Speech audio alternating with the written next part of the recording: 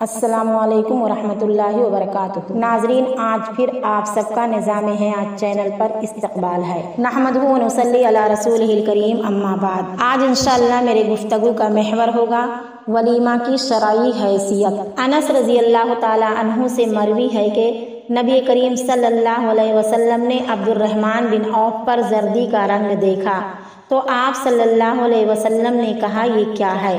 حضرت عبد الرحمن بن عوف رضی اللہ تعالی عنہ نے کہا، میں نے ایک عورت سے شادی کی ہے۔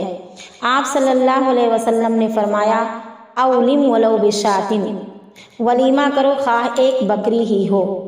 بخاری حدیث نمبر 5153، مسلم حدیث نمبر 1427۔ آپ صلی اللہ علیہ وسلم نے خود حضرت زینب بنت جحش رضی اللہ تعالی عنہا کا ولیمہ ایک بکری سے کیا، اور جب نبی کریم صلی اللہ علیہ وسلم نے حضرت صفیہ رضی اللہ تعالی عنہا سے شادی کی تو کھجور اور ستو سے ولیمہ کیا۔ نبی کریم صلی اللہ علیہ وسلم نے اپنی ایک زوجہ کا ولیمہ 2 مد جو سے بھی کیا۔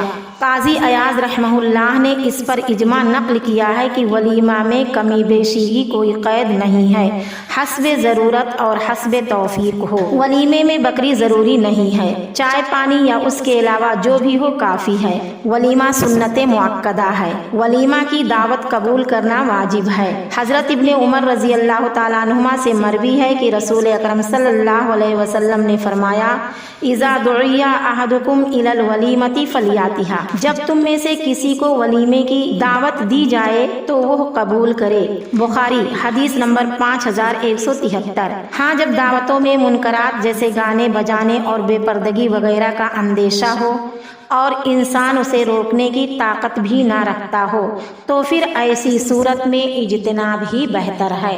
واللہ اعلم بالصواب۔